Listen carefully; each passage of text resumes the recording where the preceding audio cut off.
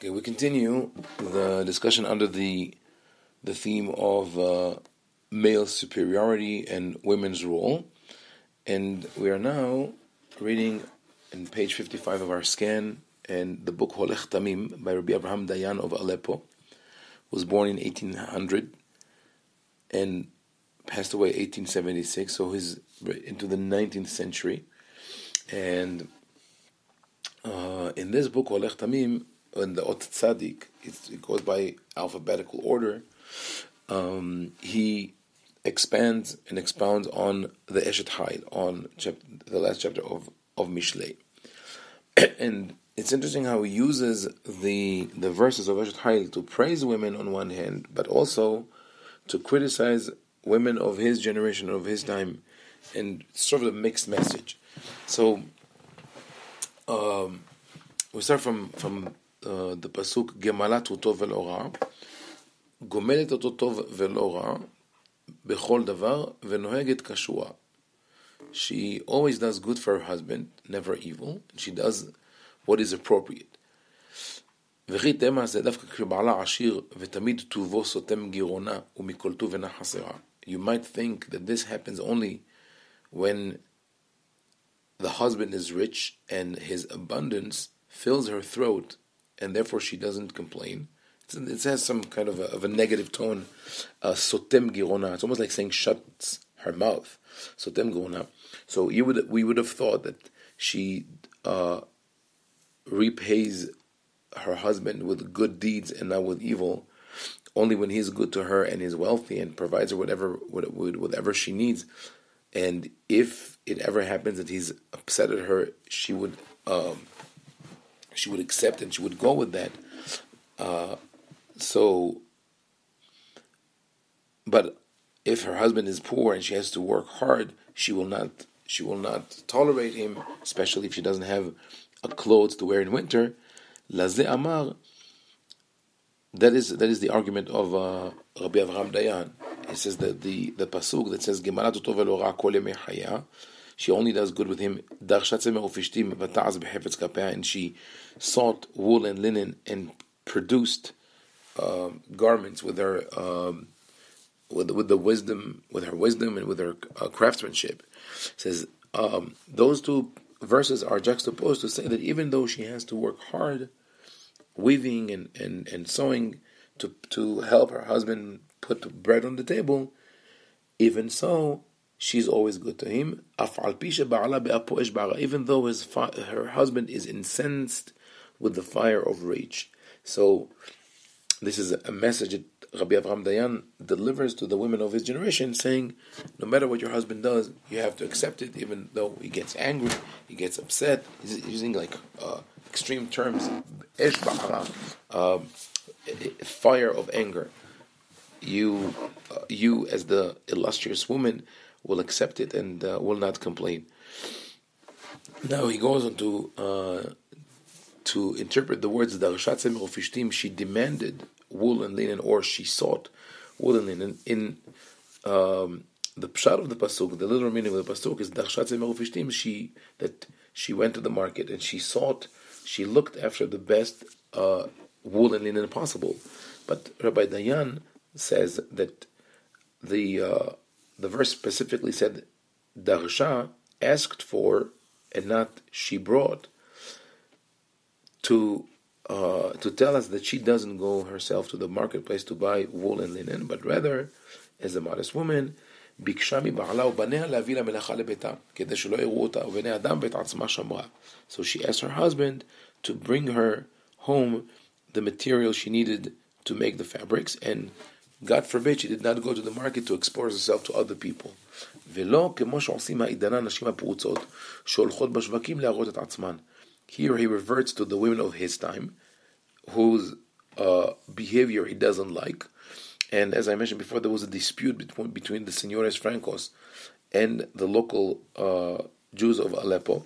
And one of the disputes was over the custom of the women of those exiles from Spain to go out and stroll, and they influenced the local women who followed their practices, and Rabbi Dayan is not happy with that. And he says, today, the women who are immodest walk in the marketplace to show themselves, and they use an excuse that they need to buy material for their crafts, and they cause people to sin.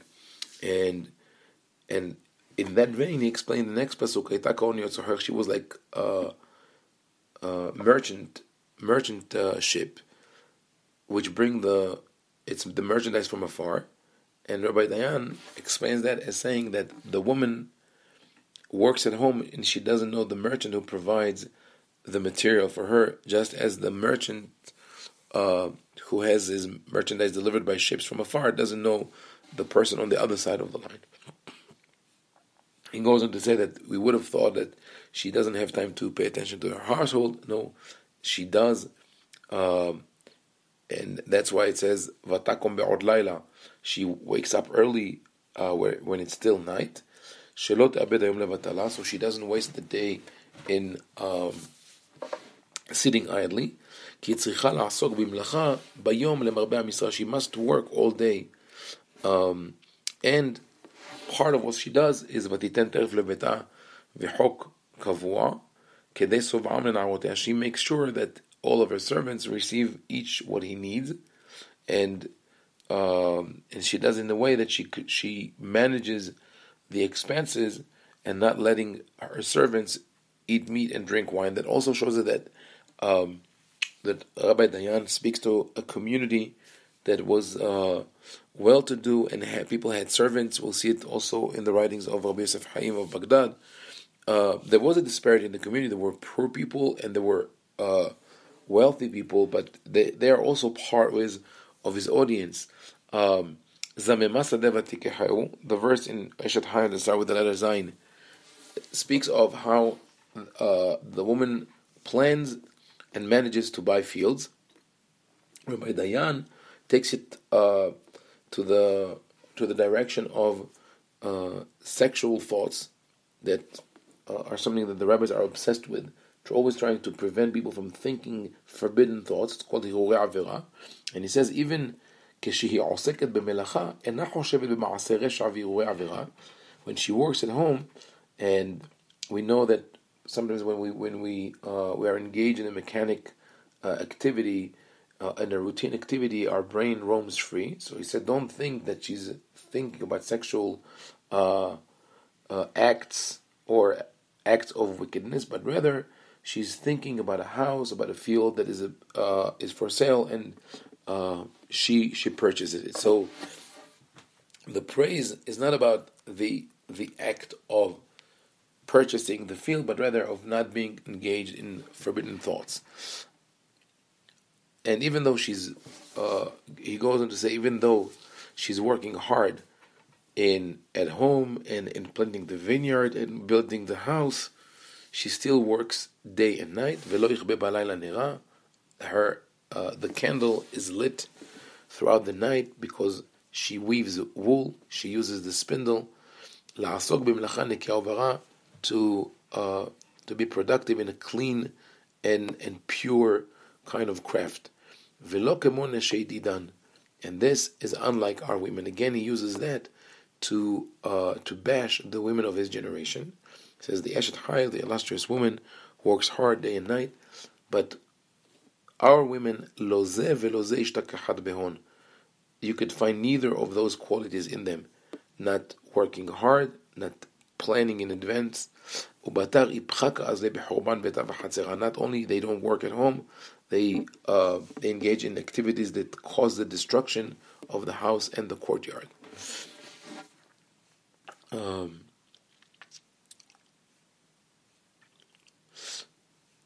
In line 12 of page Nun Het of Holech Tamim, we read this. That's interpreting the pasuk in Eshet Hayah. Let's start with the letter Mem. Marvadim astala shesh vargama levusha. She made for herself precious rugs and carpets, and she dresses with linen and crimson. And Rabbi Dayan adds, "Loveshet otam liikar v'tiferet," and she dresses them for honor and glory. But when is she allowed to do that? Bizman shenoda b'sha'arim ba'ala b'shivto v'ziknei haaretz. Only when her husband is a renowned man, is famous, he sits with the dignitaries of the city.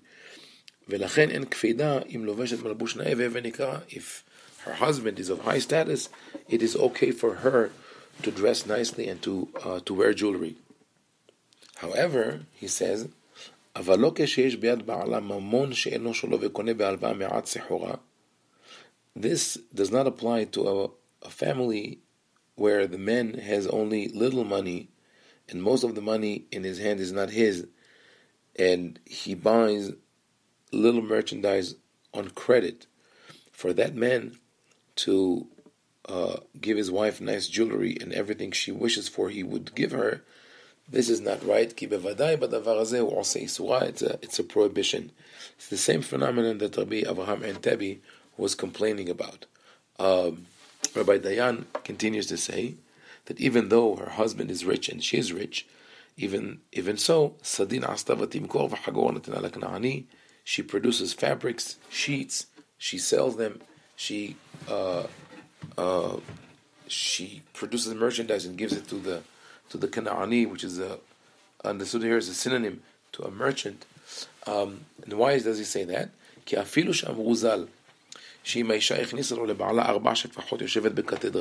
says the rabbis in the Gemara, and it's also legislated in Maimonides, said that there are certain chores that a woman must do for her husband. However, if she's wealthy, and when she got married she brought with her a servant, a maidservant, she's exempt from one chore. If she had 2 servants, she's exempt from more chores, and so on. And if she has 4 servants, Yoshevet bekatedra, she sits on a throne like a queen. Says Rabbi Avraham Dayan, Afilu achi kofe ota la'asok be'amra. Even though she has servants who could do everything for her, the husband can force her to weave wool. Because if she will sit idly, she faces the danger of going insane or becoming a sinner, and only if she does that, she will be praised and she'll be honored. So that's interesting. That the on one hand they speak about the importance of working and not sitting idly, which is true. One should have a purpose, one should have work, but on the other hand, it's a very limited scope of work. There are works that are designated for women: weaving, producing fabrics, cleaning the house, etc. And if the woman doesn't do it and the servants do it, then it's fine, but she still has to weave, she still has to do this particular work that is designated for women. And this is part of the problem of women's education, where they were not encouraged to have a career, either an academic career or something in business, something that they do on their own, or any other purpose in life. But rather, their purpose is to maintain the household and take care of the husband and the children. Now, Rabbi Avraham Dayan continues to the verse that starts with the letter Pei. Pia patcha b'chokhmah. She opened her mouth with wisdom, and he seems to suggest that women do have to learn. But even that is qualified, or I would say reserved in a way. So he says this: Pia patcha b'chokhmat Torah. She opened her mouth with the wisdom of Torah. Lilmod dinim hatzrichim la. Wifrat b'mei niduta.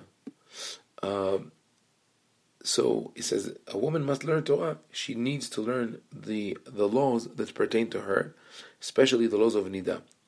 Unlike other women, lo kishar nashim hatzrichot lish'ol me'acherim, who must ask other people. Lefi kihem ke'am haaretz mamash.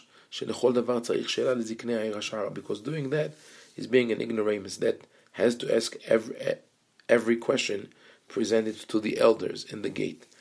That is interesting. An interesting comment that he speaks of the phenomenon of men being ignorant and having to ask questions. And he suggests that men and women should know the laws that pertain to them, and so would be able, in a way, to issue a psak, a ruling for themselves. This does not agree with the mentality of the Orthodox world today, especially the Ashkenazi Orthodox world, where the idea of da'at Torah, the opinion of Torah, is essential, meaning that only the rabbi can decide what to do in any given situation, and people are encouraged to constantly call the rabbi, consult the rabbi.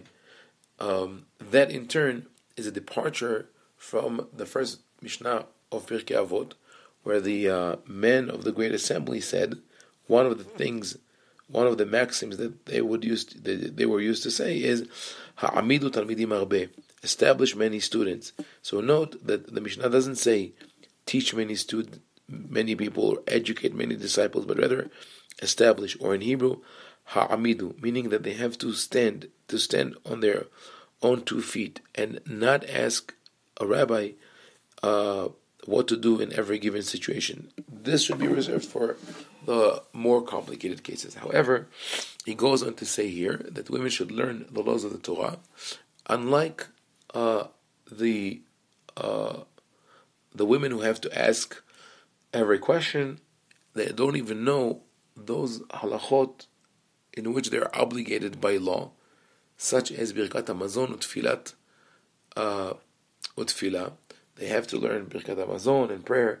She'en hayavot min adin, kemo shekatav Maran Zal. He quotes the Shulchan Aruch and says that they are obligated by law, by halacha, to study and to know these mitzvot. And because they don't learn, they think that they're exempt. Of course, if we dig deeper into that and we ask who is to blame here, it's the mentality, the environment that did not let women study Torah or engage in the practice of certain mitzvot. ובימים הראשונים, he says, תקנו להם לאנשים בית הכנסת סמוך לבית הכנסת של אנשים. In antiquity, women had a bet knesset side by side with the men's synagogue. And that's an interesting statement that I'm not really sure about. It's hard to find evidence, and I'll have to do more research, because he seems to suggest that there was a period where women had their own synagogue. So it is not clear if he speaks about a synagogue where they had their own prayer groups, or a synagogue to the side of the men's synagogue where they would listen to the prayer of the men, such as what he describes in the next sentence, Upo Aram Tzova. Here in Aleppo, here in Aleppo, the women's synagogue is above the men's synagogue. This is what we call the women's balcony, Azrat Nashim, and that was built to enable the women to come to the room, שיבואו החדרה, וישמעו מהחזן, ויענו אמן אחריו, וזה יצאו ידי חובתן כגברה. This is to let them come into the room, listen to the prayer, and answer amen, and with that they fulfill their obligation as if they pray themselves, or like a man. But after the Rabbi Avraham Dayan says that it is important for the women to study the laws of Tefillah and Birkat Hamazon, he describes the custom or the practice of the women of his days. He says, "V'hineh ata nishtarbe b'minhag b'nehem she'en alehem shum chiyuv." Now they believe that they have no obligation. Ki im davka liro'ot b'yom sheni v'chamishi u'v'yom Shabbat haSefer Torah. All they have to do is see on Monday, Thursday, and Shabbat, see the Torah. So not even listen, just see the Sefer Torah. V'harezot yilchu lebatehem, and after the Sefer Torah was taken out, they will go back home. Achen lemay de bnei bnei. However, in between, meaning when they come to the synagogue, wait for the Sefer Torah to be out and eventually go home. And in between, potchim et pihem b'divrei havai v'divrei lashon hara al anashim asher darkam derech yeshara. They open their mouth and they speak vanities and calumny about people who are righteous and follow the right path. V'lo yipol mehem asher lo yidaberu alav sidna v'shikra. And they will not miss one person of whom they will not speak lies and false rumors. אשר לא בזה בחר השם, ובפרט במקום קדוש ונורא. This is not what Hashem chose, especially in this holy and sacred place. ובוודאי שהאנשים הללו בביאתם למקום התפילה, ועושים ככה, it is obvious that when those women come to the house of prayer and do as they do, יותר ממה שמרוויחים מפסידים, כי הם עושים איסורה. They lose more than what they gain, because they are committing a transgression.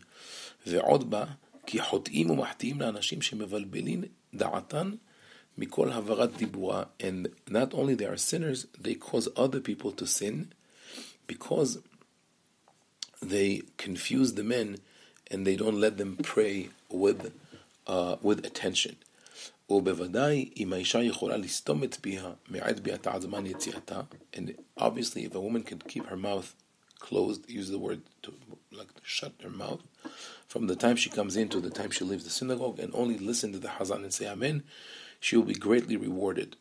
So he uses that verse that he started with on a positive note of saying Pia patha b'chokhmah, she would study the laws of the Torah, even though she's busy and she's working hard. And from there he goes into a barrage on of the women of his time that he feels are not participating in tefillah, are talking, disturbing the men. He said they should keep quiet. Now that's interesting that him and other rabbis blame women for talking and not paying attention. In many cases, the men are also talking and not paying attention. I have seen synagogues where the men have their own social activities.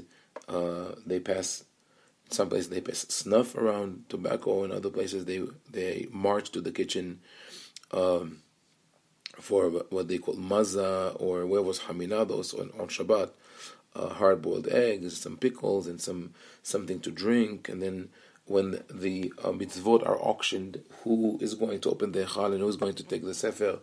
In some synagogue, this becomes the social, so the stock market. Everybody waits to see who is going to purchase that. So they have their own kind of activities in which they engage, and the rabbis keep criticizing people, men and women, for not being fully engaged in tefillah. In this case, it's more the women, and it seems that no one thinks about the real reason behind that. Why are they not involved? And it has to do with the women being relegated to a corner of the synagogue, being put behind a mechitza, separate from the rest of the congregation. The prayer in Hebrew not understood by all. Even today in Israel, for Hebrew-speaking people, not every part of the tefillah is understood. The Torah reading, the same, could be sometimes dragged, or there could be portions which are not understood by people or repetitive. So this is where the rabbis should have invested in finding a remedy, or more we would say preventive medicine, of working to find a solution to make the tefillah interesting and engaging. This is a side comment, but it is a problem that Rabbi Avraham Dayan sees as a problem of the women of his generation, despite the fact that has been always a problem for men and women, not being fully engaged in the synagogue and talking, etc. So with that, we conclude our reading from the book of Rabbi Avraham Dayan, Olech Tamim, and we're going to continue to Rabbi Yosef Haim of Baghdad, who was born about 30 years after him, lived from 1832 to 1909 in Baghdad, Iraq, and he was an excellent speaker. He was sought after. Everybody went to hear his derashot. I have heard personal evidence from my testimony from my grandmother. My grandmother passed away in around 1985. No, it was 1990, and was almost 100 years old. So she was born 1890, and as a young girl, she had a chance to hear Rabbi Yosef Haim speaking on Shabbat in what was called Slat al-Kbiri, the great synagogue of Baghdad, also called Midrash Bet Zilcha, the study hall of the Zilcha family, after the people who sponsored it. And she says thousands of people would stand there for hours listening to his drashot, to his speeches. He was very popular and beloved by the people. Prolific author, wrote over 70 books, commentaries on the Torah, on the Tanakh, a lot of Kabbalistic teachings, commentaries on the Talmud, etc. My great-grandfather, Rabbi Ovadia, also, in a way, started his learning through his drashot. When he was 9 years old, Rabbi Ovadia attended the drasha of Rabbi Yosef Haim of Baghdad. It was in 1869, and he came home crying because he didn't understand the Kabbalistic part of the rabbi's drasha of the Ben Ish Hai. Rabbi Yosef Haim was called Ben Ish Hai after his most famous book, Ben Ish Hai.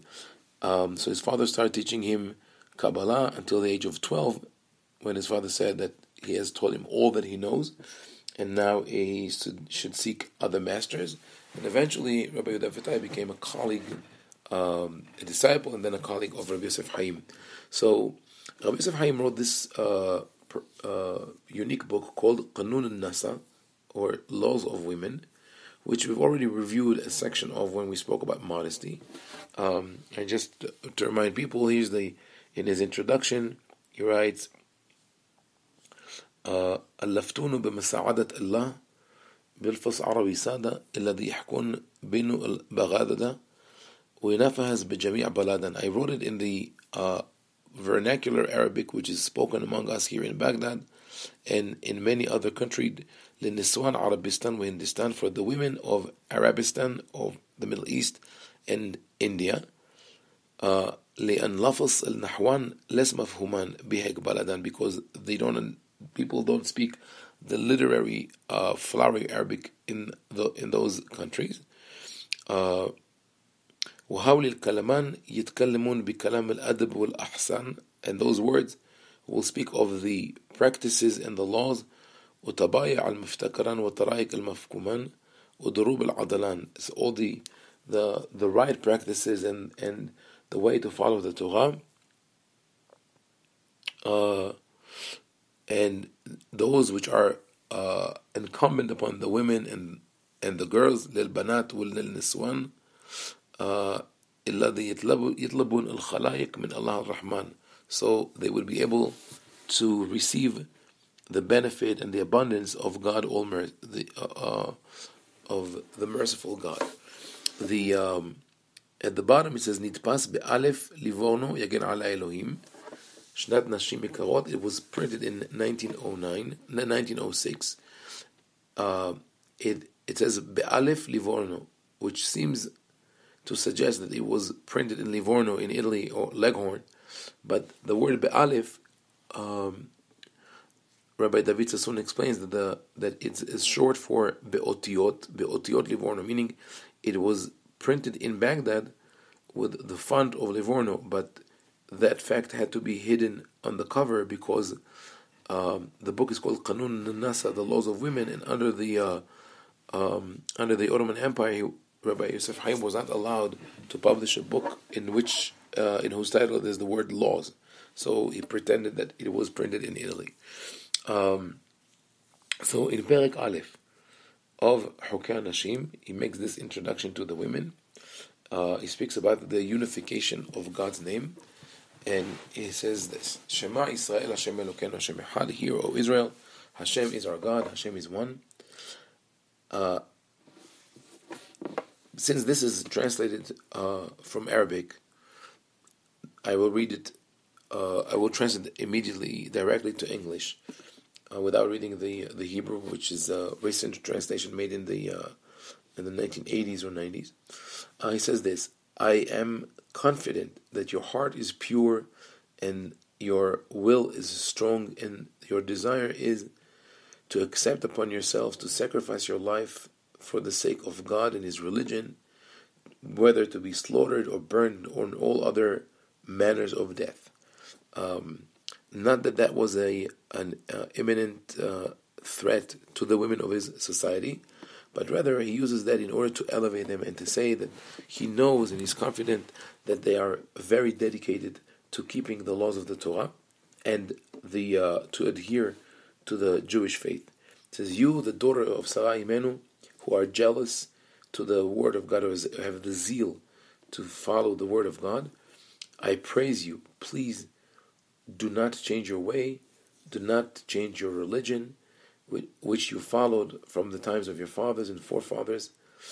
I praise the Creator who created you and gave you the Torah, which gives wisdom, the Torah which is sacred and precious, through our masters, Moshe, the master of all prophets, and he has chosen you from all nations. As I read it in English, you hear some kind of flowery language, and that is an influence of the Arabic.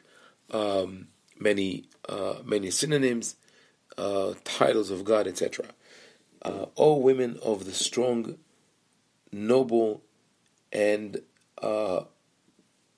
well-founded nations, I am now serving in front of you delicious food of spirituality, matters that are sweet and delicious to the mind. They will strengthen the body from the inside and from the outside. It will let the heart rejoice in all kind of joy. Welcome, welcome, welcome. This again, the triple repetition is typical to Arabic. So when someone comes in, people say ahlan, ahlan, ahlan. So it's welcome, welcome, welcome. Come here so I could give you of that delicious food. Purify your heart and listen to what I tell you. So all this is the introduction, very flowery. He praises them. He encourages them to listen to him. And he speaks throughout the book. He speaks of modesty, of the proper behavior, of problems that are related to marital strife, the way people perceive the birth of a son or daughter. We will touch on some of those subjects here. In Perek Aleph, it's page 20 in the Hebrew edition. He describes how a woman should behave. She should make sure that she dresses properly.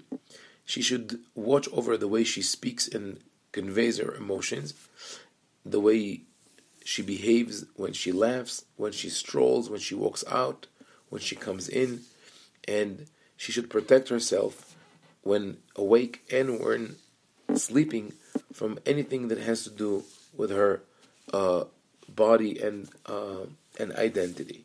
So this is a good admonition. Basically, he says, make sure that you're constantly aware of who you are and where you are. But we hear the undertones of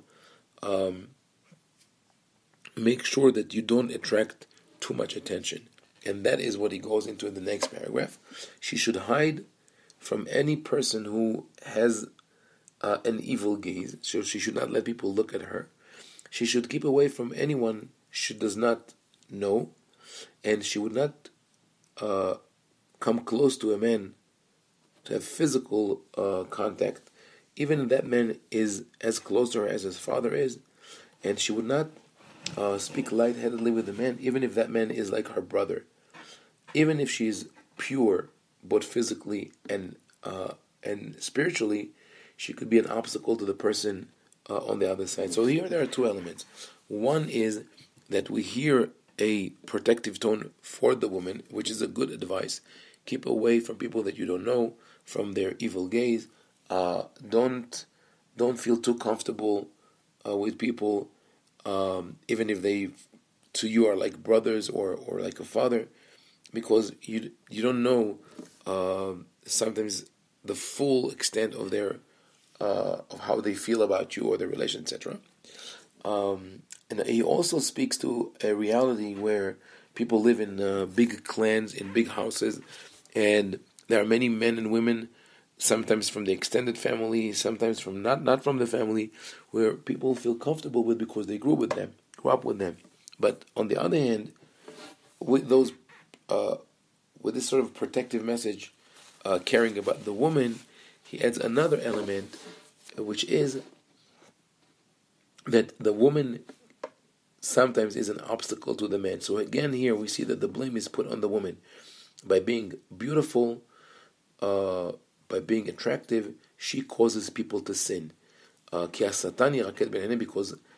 when they see her beauty, Satan dances in front of their eyes and uh, incenses the fire of desire, especially if she's dressed beautifully with jewelry and fine garments. The nature of man will set his heart marching and set it on fire. And who knows whom among the men is good and modest, and therefore a woman should always be careful. So it's a double-edged sword. On one hand is that she should be careful not to attract attention, so she does not harm herself. But also he suggests that she has to have the well-being, the spiritual or religious well-being of men in her mind, and therefore not entice them and be too attractive. And he brings her in two extreme stories from the Talmud that when women heard it from him, could be that some of them were pushed to that extreme of really hiding themselves from people. One story is about a woman who was very beautiful, and she prayed to God. This is mentioned in the Talmud. This is mentioned in the Talmud in Tractate Sotah, Daf Kav Bet Amud Aleph 22:1, and that is the story about Rabbi Yohanan who heard that young woman praying to God, and these are the words of the Gemara: Barata Gan Eden u Barata Gehinom, Barata Tzadikim u Barata Reshaim. You have created heaven, you've created hell, you've created the righteous, you've created the wicked. Please make sure that people will not sin because of me. The other story that he brings is a little more dramatic story. This is a story about a woman who was concerned about the religious well-being of others, not thinking that actually it's their responsibility. The other story is, this story is brought in the Talmud in Tractate Ta'anit, page 24, side A, Kavdalet Amud Aleph. Is a story about Rabbi Yosei min Yokrat, who here I'm reading the Talmud. Havya lebarta ba'alat yofi. He had a beautiful daughter. Yumahad hazia lau gavra deva karya behutza vekahazela. He saw a man who cut through the fence of reeds that surrounded his house, and was looking at his daughter. Peeping Tom, basically. Amar lo, the rabbi told the man, "My hai." Amar le ribi, im lelokha lo zachiti lirota lo eske.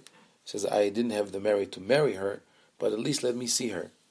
Now, you would have thought that the reaction of the rabbi was to beat that man, or kick him out of there, or denounce him make sure that the whole community knows who he is. Instead, Amar la biti kama tza'art lahu leberiyata. Shuvi le'afarich ve'ali kashlu bich bnei adam. My daughter, you are causing damage to people. You're causing them to suffer. You should return to dust, so you will not become an obstacle to people. And this is the story that Rabbi Yosef Haim quotes. It's a very scary and cruel story, and yet he quotes it here. Obviously, he didn't think that anyone would do it in his time and age, neither to ask for his daughter to die or to do something to her. But using this story is extreme and not really appropriate. However, we have to remember that this story is quoted in the Talmud, so that's the other big question that we have to have: how this story is quoted in the Talmud. Anyway, he concludes here that you should understand, O women, how our forefathers, the ancient generations, would be so careful, and you must especially be careful. Bazaman hazeh. Again, we see here the nostalgic tone. Today we have this difficulty. It never happened in the past, and that is just immediately after quoting a story from the Talmud where we speak about immodest behavior on behalf of the men, right now, and immediately we segue into a complaint about how the women today do not behave properly. And here he says his complaint. I have a complaint about the dignified and the respectable women of Baghdad in something that I see has become a practice today among the women. He said they are shy to show themselves or to talk to any man who is not known to them, and they will cover their face when they talk to him, even if he's a very old man, a righteous man.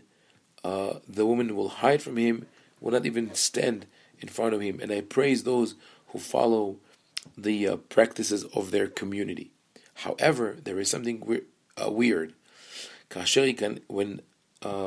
When a stranger enters the house and he carries with him scarves and hosiery, blankets and coats, silk robes, and or he sells food, or he's a worker or an apprentice who comes to do work at home, the women do not hide from him, and they talk and negotiate with him as if he were one of them. And after 2 or 3 times of visiting the house, he becomes a household member, and he doesn't even have a problem with entering their own room, and they don't know where he came from. Maybe he has evil plans. Maybe he has this evil gaze upon them. It is a wonder that with the old men they behaved with such modesty, whereas with this young men, in Hebrew the translation is Ba'al Safam, the modesty is away from them. And this Ba'al Safam is the translation of the Arabic phrase Abu Shawarib, a mustachioed man, because in that culture, in the Arab world, a mustache is a sign of manlyhood. So Rabbi Yosef Haim uses the imagery that is common among the people. It says, you see the old man with the beard, or in Arabic Abu Lihyi, that is sort of a synonym to a man of faith, a religious, righteous man. To that person you don't talk, which is okay, but you feel very comfortable with the men who has a shawarib, like the young man that comes to the house and does work with you. That in turn, just commenting on the social phenomenon, one has to have in mind that it is a direct result of forcing the women to be segregated and separated, and they need someone to talk to, and when they talk to someone of their own status, because of the social code, they don't feel comfortable talking to them, either because as someone at the same level they are considered inferior to the men, or because there are certain rules of behavior that they do not want to breach. But when they talk to someone who is their inferior, or they consider to be an infrequent visitor, they feel comfortable talking to him. And I've seen it in communities where the women are truly separated from the men, or don't have enough attention from the men, that they engage in conversation with other men who give them services. Could be the grocery store, the doorman, etc., etc. So he points to a social phenomenon that is a product of all these laws of, so to call modesty or segregation. He has another complaint. He says sometimes you will see a woman who dresses properly. She follows the rules of modesty. She should be praised and she should live long life. However, when she is with her relatives and her household members, she's more lenient with everything that has to do with modesty, both with wearing loose clothes or more transparent clothes. She doesn't pay attention whether her neck is exposed.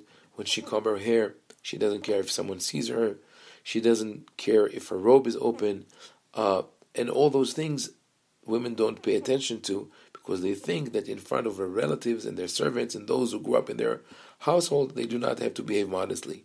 And this paragraph, as well as the next one, I believe that those comments come from the observation of Rabbi Yosef Haim of his own family, because his was an affluent family. They lived in a complex where several families lived together, and he probably saw that behavior, and it even is a possibility that part of the reason that he wrote the book was to primarily address the women of his household, which he could not do directly, so he did indirectly through the book that allegedly was meant to the whole community. And that is particularly evident in the next paragraph, which is on page 22 in the original book. He says, "V'chen b'chol elu advarim," it is not enough that they do all these things, meaning that they don't shy away from the stranger or don't fully keep the laws of modesty when they're with their relatives and household members. But in some cases, they become very playful with them, not only verbally but also physically.